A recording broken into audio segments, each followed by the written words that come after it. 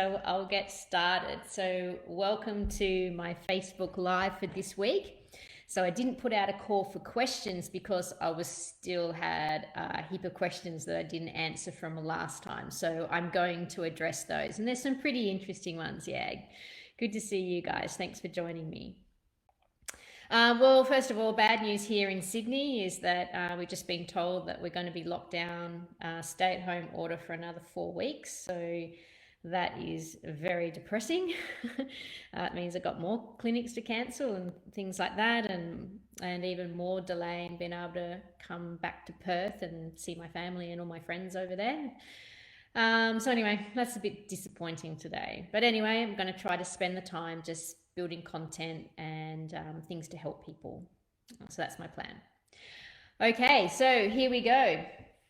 All right, the first question that I've got to go back to was, hi Shelly, I'd love to know your methodology for desensitizing a horse to spray bottles and water from the hose. This is a good question because the problem that people have with this is that they always start off at the end result that you want. So they normally have just squirted the horse with fly spray and the horse has had a bad reaction, or they've just turned on the hose like you normally would, like with quite a lot of pressure, and started to hose their horse, and their horse has got worried and reacted accordingly. So how do I introduce this? Well, first of all, I do a lot of groundwork training before I introduce both of them. So I want the horse being really responsive to the halter. I want them to know what back up means, what come forward means, and what move your hindquarters this way and that way. So I want to have control of the horse and have the horse really with me doing very simple things before I go and introduce these things. The next tip I'll give you is like anything that you want to teach the horse to stand still for and accept, do it when they're in a mindset where they'd really like to be standing still, okay? Whether that be introducing the saddle or whatever. So this is the type of thing that I introduce right at the end of a session where I work them. You know, where they're ready to have a bit of a rest, they're quite happy to stand still, and so they're very motivated. So whenever you work a horse, you always you know, mess with the motivation equation. If I need them to stand still, I want to teach them something that requires standing still. I'm going to work with them when they're in a mindset to stand still. So that's when I introduce it. So I make sure they've got control and they're with me, being able to answer very simple questions of, you know, being really responsive and following me on the halter before I introduce it. And how do I introduce it? Well, let's go for the spray bottle first of all. First of all, I want to just be able to, like, you know, rub them all over with the spray bottle, okay? Because the horse has to get good with the spray bottle, with the fact that it makes a noise and it shoots liquid out of it, okay? And then it's going to be applied to them, and then it's going to have a repellent in them. And I don't know whether you guys have ever got some of the fly repellent on you, but it actually does sting a bit. So there's a reason why they can protest. And not only that, it's got a smell to it. And horses are very sensitive to smell.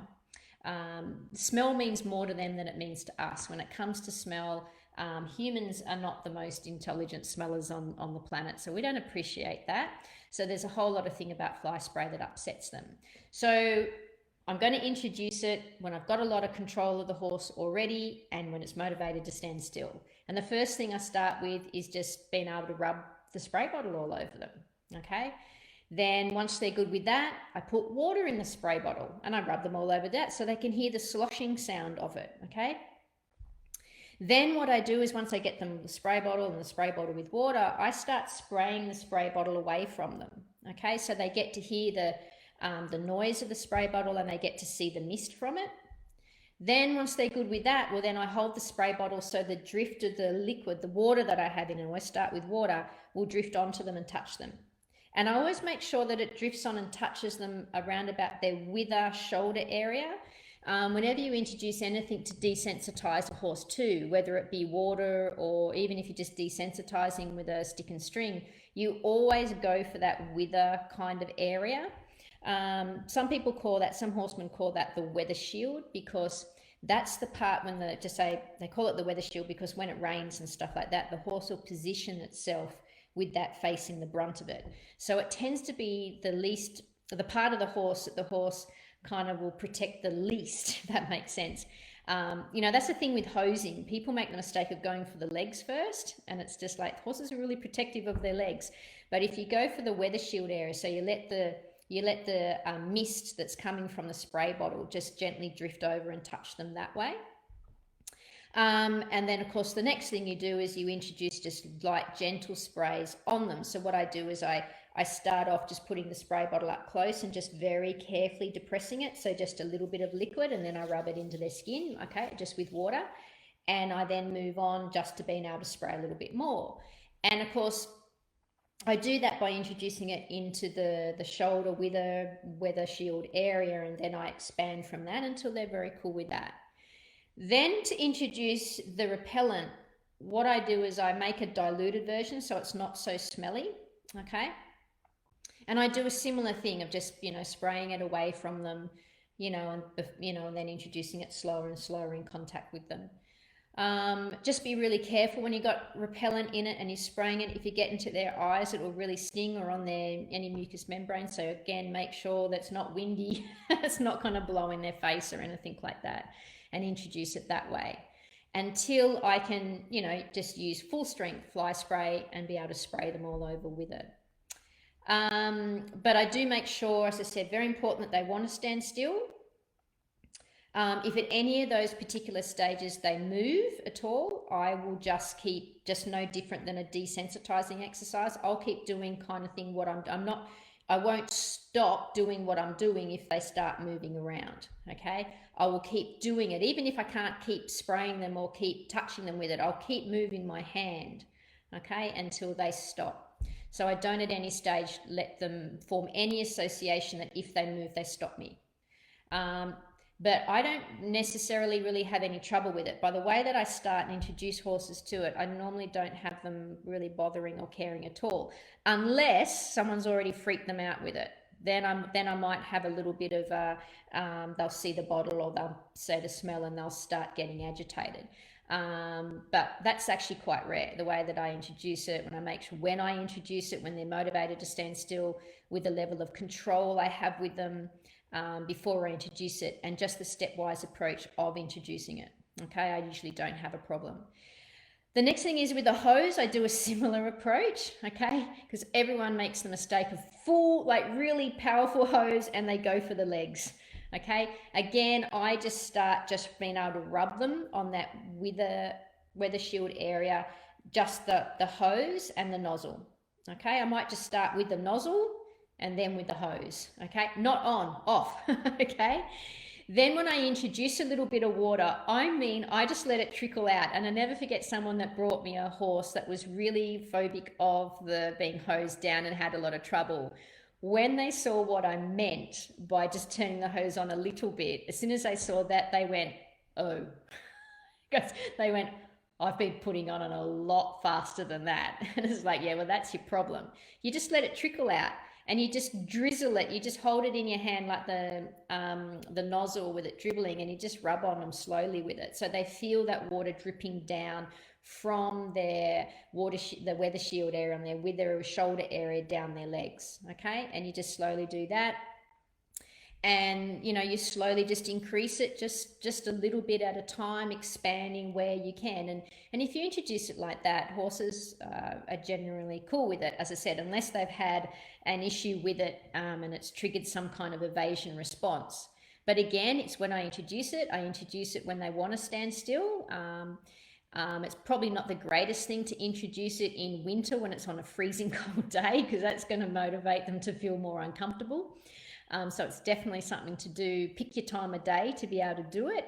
Pick the level of control that you've got. If you do just say have a horse that is quite difficult and has been difficult and learnt a negative association with it, then you've got to be a little bit more careful than if they're just a young horse learn how to be hosed. Another little trick I can tell for both of them is, because I do it at the end of the session, I always introduce hard, new or difficult things at the end, because I always make the end of the session for horses a good party time. So it's the time when we get, drinks of molasses water and some carrots. Okay, so whatever happens, it's called the Premack principle, right? Whatever happens, before something you really like or enjoy doing it actually gets bathed in the positivity as well. Okay, so that's another thing. I always introduce hard, difficult things at the end of sessions before party time. And not only are they motivated to stand still, they then get the new thing introduced, and then it's party time. So they get to, they get quite a positive association with those things when I introduce it with that. So when you're introducing something new to the horse, or you've got a horse that's not so good with the spray bottle, get them to associate it with a carrot afterwards. They're very quick to pick that up. Okay. But I find if you introduce it nice and slowly and carefully and bit by bit, and just wait for them to get good before you add on, horses accept that, and it's pretty easy. Okay, do I have any questions about that? That's my response to that. Okay, time to sign up for an online lesson. Yes, yeah. So always follow my advice, film it for me, and then I'll give you some feedback. And in fact, filming it and practicing is actually a really good way of learning it, and that's what I encourage people to do. Yeah, Catherine, yeah, it's very easy. Everyone goes for the legs first. Yeah, it's a common mistake. You go for a dribble out of the hose on the wither area and let the water dribble down their legs. Yeah, horses are really protective of their legs. That's why when you're desensitizing, you always start up at that weather shield area and then work your way down the back legs, then the front legs.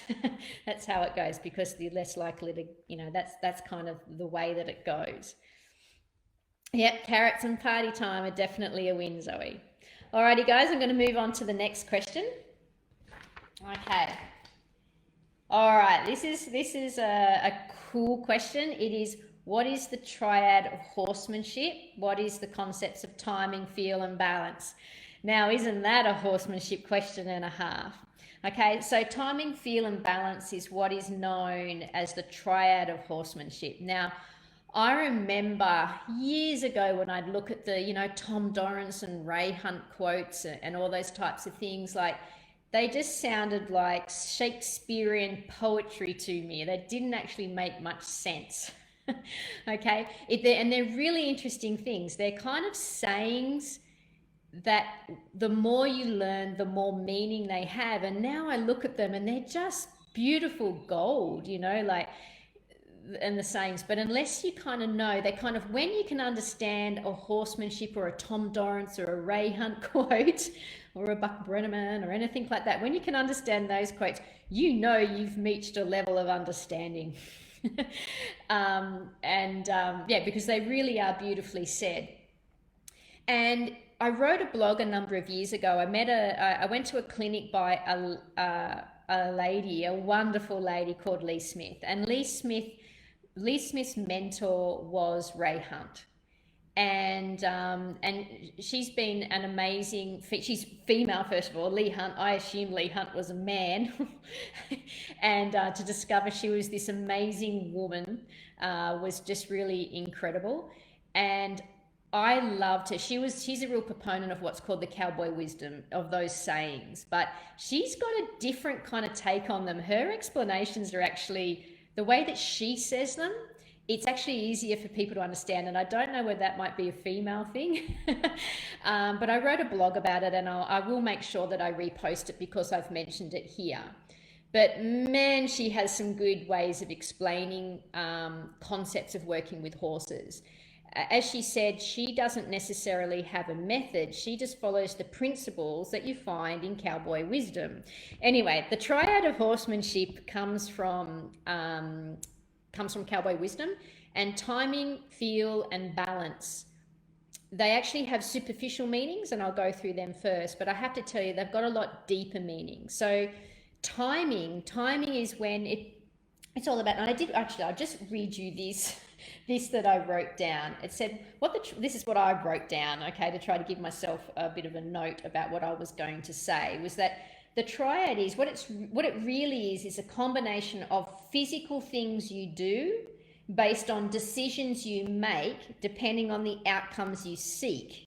Okay, so those things, some of them are, you can describe superficially as physical things. So So you can say timing is a physical thing. So timing can be when you release that pressure. So when you just say release pressure on the horse if you're pressure training, or when you give it a treat, you click and you give it a treat in positive reinforcement training, you're timing it to connect with a certain behavior for the horse to learn a particular, good outcome for it. So it will repeat the behavior. So timing is the release of pressure, okay, when you time it. However, it can also be when you apply or you ask for something. So it's more than just when you release. It can be when you ask something. So just say, if I take a young horse to a show or an event for the first time and it's quite overwhelmed with the environment and it might leave me, if I be very strategic in asking it to do things and keep it in a conversation, okay, before it gets away and I lose it mentally, that's also timing. So I'll ask it a question to let's go over here. Let's go over here when I can see it drift. Let's go over here. And that's another type of timing, okay? Now, feel is a very cool, and it's probably the deepest of the lot, okay? Feel is, at the superficial level, people will say it's the pressure you might go in with. So just say, if I've asked a horse to do something, I've presented the cue, I've done a warning noise like a click or a kiss, and I'm then going to come in with some whip pressure. What whip pressure do you come in with? Okay, the whip pressure is to do with feel. Okay, you look at a horse and just say, when I go in with a horse, I've got a particular feel that I'll go in and I'll apply that escalation of pressure. But then I will take note of the response from the horse, and maybe I'll go, oh, bit of a sensitive horse, I went in with too much, or oh, not enough. I've got to up the pressure to motivate this horse. That can be considered feel, okay? It can also be the feel that you might have on the reins or when you pick a horse up. So when you pick a horse up on a rein or a lead rope, it's how you pick them up. That's the feel. It can also be used to describe the feeling that you get through the reins or on the end of the lead rope when you're communicating with a horse, okay? Because you can actually physically feel it. However, feel can also be a decision you make, the feeling you get about what you should do. So it can also be a decision made. So as I said, feel is deep stuff, okay? Now, balance also has a superficial meaning when you can go, well, it's balance. It's how you sit on a horse and allowing them to get their balance. However, it's more than that, okay? It can be balancing a horse out. So just say, if I have a horse that's very much wants to suck towards you all the time, and it's really pushy into your space, by adjusting that horse and always making it stay a bit more away from you, because it wants to suck to you, you make it stay a bit more away from you, then that's balancing it out. It's balancing that want to come really close to you with pushing it away a little bit, so then you're able to find this middle ground. Or it might be a horse the opposite that doesn't want a bar of you, so therefore you do a lot of resting and patting on it and stuff like that to balance that horse out. Or if a horse is too fast, it's very rushy, you balance it out by doing a lot more coming back and and stopping and slowing. Or if a horse that's very lazy, you do a lot more forward. That's all balance. However, it's deeper than that as well. So timing, feel and balance actually all work together, and there's a really cool clip on YouTube of Tom Dorrance when he's quite an elderly man, and the interviewer does ask Tom Dorrance, what is timing, feel and balance? And they discuss this demonstration that he used to do when he was a lot younger, when he would take a broom and he'd balance the broom on the end of a finger and he'd balance it in the air, and he would describe it, and this is real gold, right?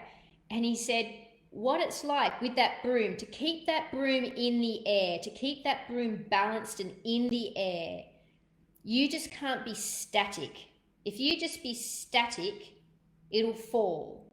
Okay, you just can't impose movement on it either, or it will fall. Okay, you have to be alive inside you and keep moving to keep that broom in the air. And that is timing, feel, and balance, which you have to do to keep that.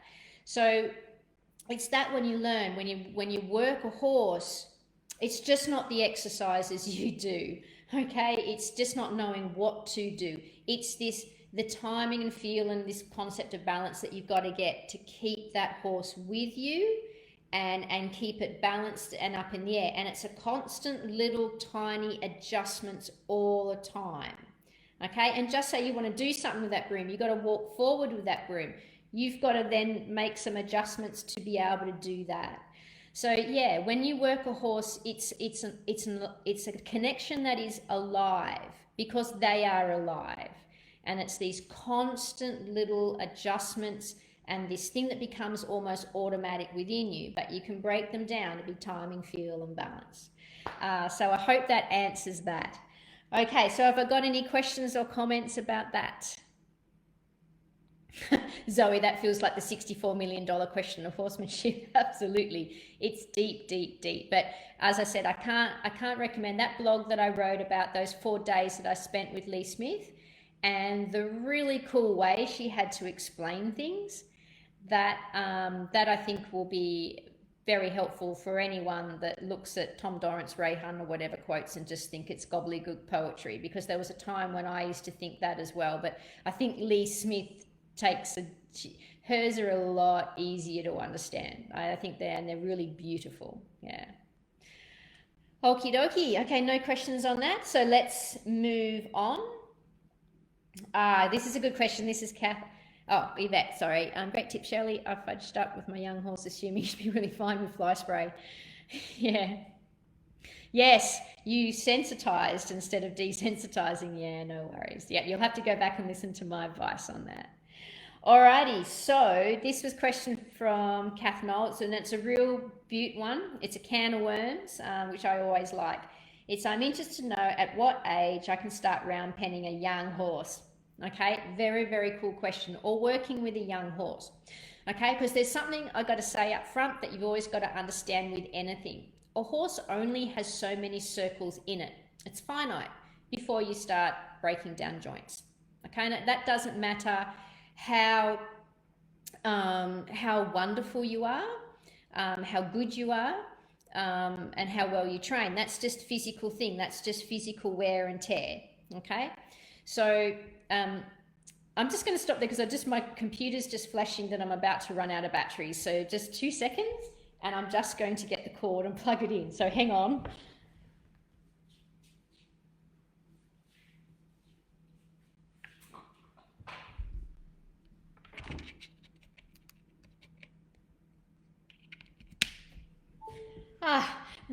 There we go.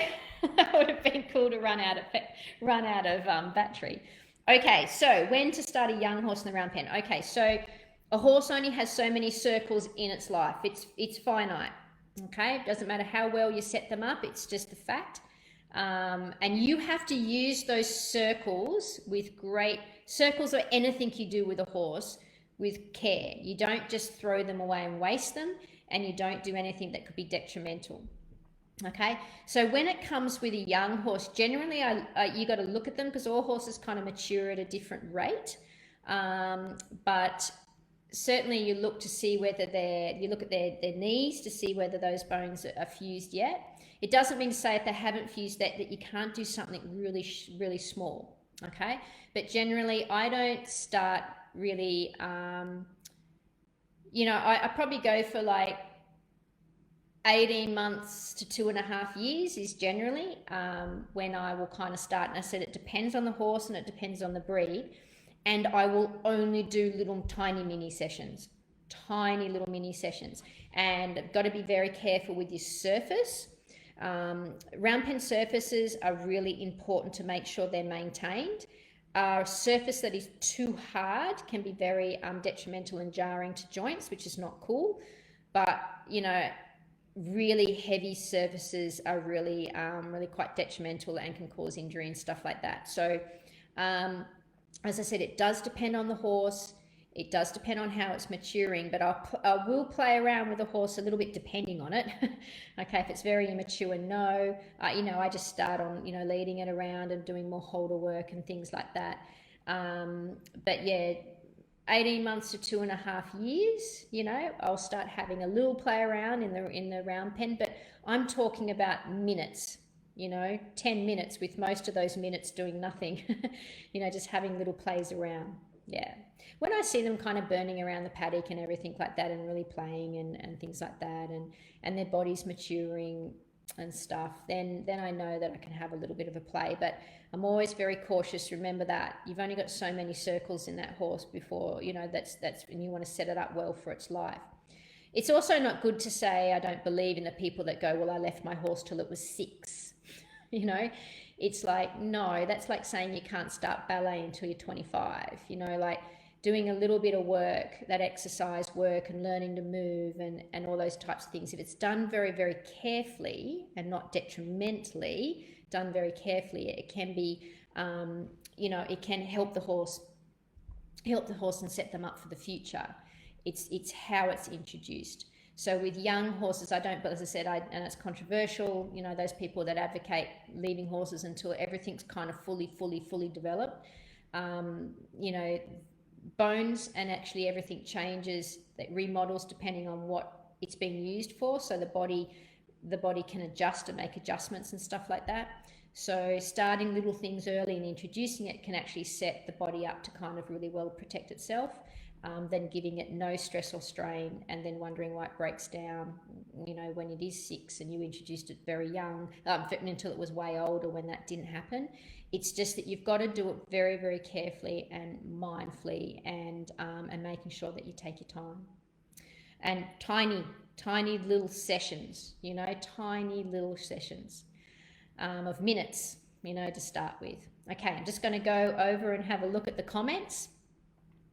Thanks, Kath. Good advice. She's now 20 months, and I mostly do walks off the property. Yeah, if she's 20 months, have a look at her knees. Is she running around? Is she looking quite coordinated and, and coming together? And is she getting a little bit of muscling, etc.? Then you can have a bit of a play. Definitely have a little bit of a play in the round yard. But just, really take lots of note of this. I know your round pen is really good with a great surface and everything like that.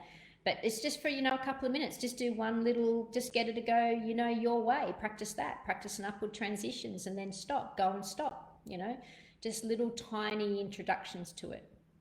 Okay, hope that helps. All right, next question. This is good. Okay, so I got, what's the best way to gain confidence back after a floating accident? I'm slowly managing to help my horse get his confidence back, but it's more about myself. I'm having trouble with it. I'm so anxious. I can get my horse on the float, but I'm struggling to totally shut them in and get going.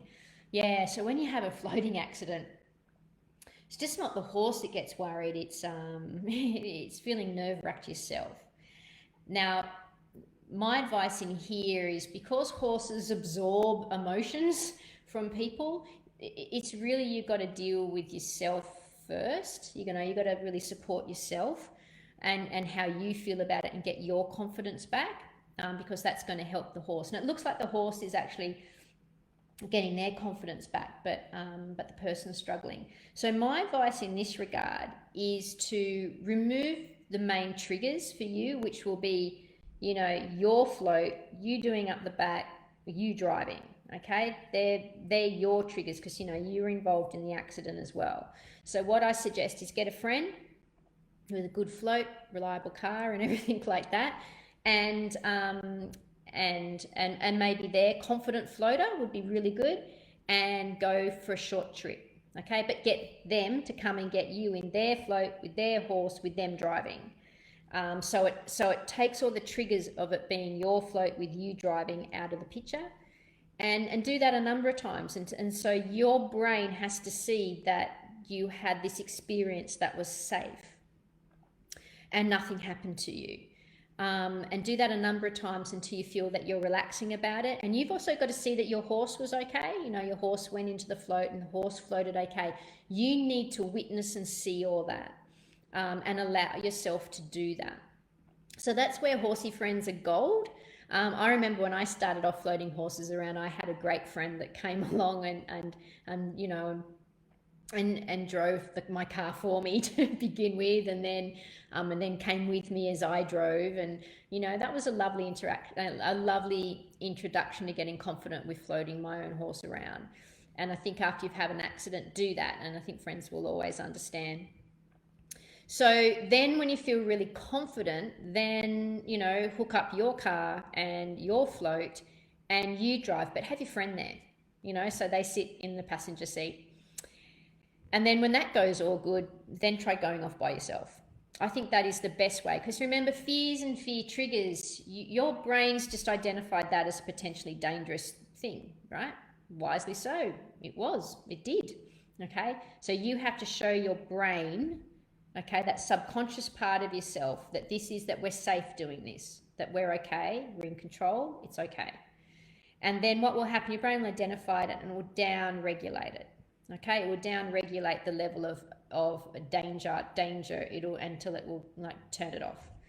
And so yeah, that's how you deal with it. So deal with yourself and then deal with your horse. And also that horse having some good floating experience with a nice, you know, a nice, relaxed, confident traveler of another horse, that'll help that horse immensely as well. Okay, so just looking for the comments. If anyone's got any questions about that, I'm just going to turn my attention over there. Yeah, that's awesome, Kylie. Good friends, seriously, good horsey friends are gold. Not only are horsey friends the best friends, but they are so supportive and understanding. And anyway, it's also fun to go places with friends, you know, out and about. And it doesn't have to be very far. You might float to their place, you know, you might float somewhere to go for a ride, or just a lead, you know, just to lead your horses around, or just this. Go somewhere with some nice carrots and a hay bag and just get, you know, let your horse eat it on the side of the float, you know, or go for a great pick of some nice grass somewhere. You know, that's all good things to do. Okay. Next question. Okay, this is a good question from Haley. Haley asked really cool questions. One of her horses, this is when the last Facebook Live was on, horse got its hoof caught in the round bar net. It got worried by that, and then it almost jumped a fence, and it got one of those injuries. It got an injury that happens, which is common when horses, you know, fence injuries, is that they get a wound in the crease, you know, at the front of their hock there. And treating it is obviously, Heidi explains that, Haley, I should say, explains that treating it is obviously going to sting, but the wounds aren't bad enough to go to the vet. Okay, so it's like a superficial wound, but of course needs some treatment. And what she asked was, is there anything she can do to prevent any negative association or kicking or stomping or evading, etc., with the hind leg? This is actually a really good question, because when horses get injured and they got injuries, you know, it can create this bit of a dilemma inside people, because the horse is injured, the horse needs treatment to heal, but it's telling you it doesn't want you anywhere near the wound. And then, you know, what do? How do you control that? How do you stop them from kicking your head off or behaving themselves when they've got this wound and you kind of feel sorry for them in multiple ways? What do you do? Okay. Well, the thing I always say about this to people is like going to the doctor, and if the doctor or nurse or whatever gives you a needle or takes blood, it hurts, but you're not allowed to punch them. Okay. So some things hurt, but you're sorry, for your own good and for the good of the professional, you can't lash out. You can't. It's obedience. You have to, you know, you've got to sit there and you've got to take it. And you've got to have the same attitude with horses, because if, you know, the horse has to stand there, it's got to, you know, it's got to do its job and stand there, and it's got to allow treatment on itself. Okay. Because otherwise it might hurt someone, hurt a vet or you treating it, but also it could end up in that end of that horse's life if a wound got infected or something like that, or it couldn't be handled. So when it comes to injuries, I have like a zero tolerance. It's the horse has to stand and it's got to be obedient.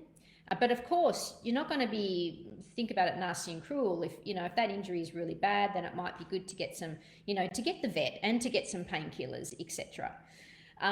So it's like you've got to make sure if the horse moves or whatever, I'll back it up, you know, I'll remind it that it's got to stay there. And this is where really good training beforehand is very crucial. So I always have horses very well trained, very obedient, and that helps with this process of if they are sore. So horses will learn negative associations if they can kind of like move away from it or do it or avoid it or stop it. Okay, so having obedience stops that kind of a positive consequence to any negative behavior. Okay, so that's why obedience is very important and crucial, because what I find is they don't, by just having a zero tolerance, and they have to stand up and they've got to behave, but also having empathy and making sure they're getting proper painkillers or anesthetics or whatever to help them with that, and doing things in a very slow, careful way and not being cruel and making it more painful than it has to be. Just say if I've got to apply a medicament to it, I'm not going to like rub it in. It might be something I can get that I can spray on it from a distance that's going to be not as nasty. So obedience combined with compassion and thoughtfulness goes a long way. But also they can't kind of do anything which then allows them to evade that sore leg or sore spot from being touched, because that actually goes towards developing the kind of negative association and the negative behavior associated with it. So by compassion and obedience, you can also avoid that. Other little things you can do, other tricks I can tell you about. If you've got a horse that's got an injury to one of its legs, pick up one of the ones that's not broken or sore. Okay, so it's a hind leg, pick up one of the fronts and hold it, because then they're less likely to lash out and kick because they'll unbalance themselves. Okay, so that's a little trick that you can do. And also, as I said, that thing that you can do of just choose your medicament. You know, if you've got to hose out an injury, you know, you just put the hose on very, very light and start in a spot that's not sore, and then just, you know, put it on and take it off, put it on and take it off, and don't have it like full on the hose blowing it, you know, gallons per minute. You know, just a nice gentle trickle, or make it into a mist, something like that, medicament that you can spray on from a distance, etc. But if there is anything more serious or the wound doesn't look good, then, you know, call the vet, get them to have some painkillers or a sedation or something like that, so that thing can be looked at better. But yeah, making sure the horse can be well controlled beforehand, good manners, you know, obedience with standing still and everything like that are both crucial. And that tip that I said about picking up a leg, okay, that can really help. Okay, so just going to draw my attention now to any comments about that. So if anyone has any comments or queries about that. But yeah, negative associations happen when you kind of set them up to happen. You know, as I said, if the horse is able to move away or avoid it or want to protect that area, then, you know, that's more likely to develop. But when they've got to be obedient and they see that it, you know, after a while it doesn't hurt, then they don't get that negative association. All right, so that's my response there. Okay. All right, last question. This one's about feeding, and it's a really good one. Every question is really good. There's not a bad horse question out there. So it's a question about feeding. So when feeding, is it best to keep a routine about where you feed them, i.e. the same feed bucket in the same spot every time? So that's the first. This question's in a number of parts, so I'm going to address them. For me, I think horses really thrive on routine. Okay, throwing them out of routine, they thrive on routine. Okay, it helps with their stress and their emotional stress. So yeah, I normally will always, feed a horse in the same spot at a similar time, just so they identify that there's a routine for it. I find that that helps them. Some people will probably disagree with me and go, oh no, I'll feed them at all random times because I don't want them then thinking there's a pattern and consistency, and when there's not a pattern, they get very upset. Um, I just think horses thrive on having a routine. So I stick with that and I have success with that. So I do that. I get what other people might say about that. But in my practice, I find horses just really do well with a routine, and I just kind of stick to that. But it's more personal. So that's my personal preference. The next one, same with hay feeds. Should it be fed in the same spot, or should you scatter it around the yard to different locations to encourage foraging? Which is what they would naturally do in the wild. Now, this is really cool. Like a number of years when I read about that, it's better to forage, and also it will slow them down from pigging it and have more of a natural forage intake. I tried this. I did this, and I actually had a few problems with it, which made me go to those slow feeder hay nets and those slow feeder devices you can get, which are absolute gold. I think if you're going to invest in things with horses, it's a good float and some kind of slow feeding device. Because what I found when I did that, I'd spread the hay all around the paddock. First of all, some of it would blow away and that wasn't good. The second thing that happened is it would kind of get wet or trodden in, and the horses wouldn't eat it as much, kind of thing. So I found, just for convenience and for stop wastage and for stop it blowing away in the wind, was to have a slow feeder. Okay, because yes, they didn't move around as much, but at least they got to kind of trickle feed with it, and it slowed them down from just gulping it down really, really fast. So I think that's better than spreading it around the place. Next thing is, if one horse is more dominant but not overly aggressive to others, should they be separated at feed time or leave them to sort it out like they would in the wild? Okay, this is a really good question, and it's actually really feeding into the separation anxiety tutorial that I did do last week, but I've actually made a course and made it bigger with more in it, which I'll explain at the end. But I actually talk about this. Horses actually don't act that dominant in the wild. They don't have to, because the grass is the feeds are kind of plentiful and things like that. So when we see way more dominant behavior and aggression towards each other in domesticated environments, that actually doesn't occur very often and very rarely at all in the wild. And that dominant and aggressive behavior is actually quite stressful to other horses, because again, it's actually not that natural to have resources that restricted. So from all my reading and studying, etc., about through separation anxiety, but also just learning about the chronic stress that horses deal with through domestication, I'm an advocate for reducing stress and reducing horses being subjected to that dominance behavior. So in my opinion, if you got a horse that's quite dominant and pushy, I would separate them.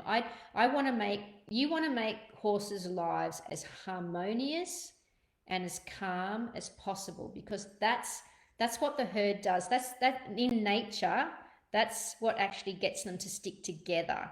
It is actually that harmonious and calm atmosphere and that distribution and lack of stress in their lives that actually is what they seek and want.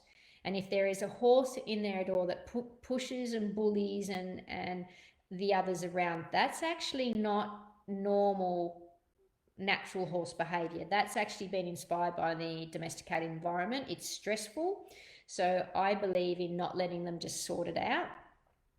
I believe if you've got this kind of massive, huge space and paddock, and you can drop one way over there and one way over there, well, kind of okay then. But most people don't have that, and you've only got like a smallish kind of location. I think it's actually probably better for the horses, and to reduce the stress on them and the pushing and pulling and bullying around, to just separate them when they're at dinner time in some way. Or if there's one horse that's particularly pushy, maybe it has its dinner by itself, and everyone else that's kind of more harmonious can hang out by themselves. That's my thought on it. Okay, so just having a look at if anyone has any thoughts on that. So Kath, my herd loves their morning feed routine. They go and stand and wait at their respective places in the morning. Yeah, because they know they've learnt the routine. It's how it's done, and horses like that kind of consistency. It helps them feel that calm harmoniousness if everything's kind of in its place. Hey, Judy's having a sneaky listen while she's working. Awesome. Okay, Kath, my 5 are either separated or tied at feed time. Perfect.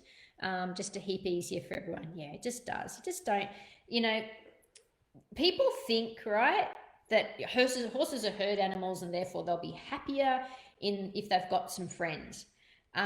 Those horses actually have to be their friend. Just being in with another horse because it's another horse is kind of like saying, well, you're Australian, I'm going to stick you in a box with another Australian. It's like, no, you might not like that other Australian. So they've got to be horses that do actually get on and don't bully and push them around. Because remember, that bullying and pushing behavior, that's actually not normal horse behavior. We think it is, but it's not. And it actually doesn't mean they're the leader either. And that's when we do my course or my stuff on separation anxiety, you'll learn a lot more about herd dynamics and stuff. And the pushy, bully, aggressive ones are actually the insecure horses within a herd. And as I said, they're not necessarily a leader at all. They're more an instigator of stress on the others. Okay, another good question, Melissa. Great question on feed and great answers. I'm lucky to be able to have a routine. My horses love it. Yeah, and they know exactly where and when. Yeah, and it just keeps the whole stress and angst down. Because in the domesticated environment, they don't get fed normally, horses eat 24/7 and there's no necessarily feed time. Feed's always just all around them unless there's scarcity because of an environmental change. So they don't normally have to be hanging out, for the 4, 5, 6 o'clock feed.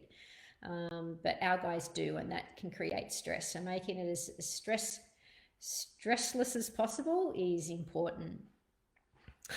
Zoe's ponies tell her mum when she's running late for feed time. Oh, they do. They call out. Okay, so that concludes. I've done I've made the time and I managed to finish all my questions for once. Next week I'll be asking some more questions, but just a little bit of a heads up. So in the next coming days, I'll be releasing my separation anxiety course.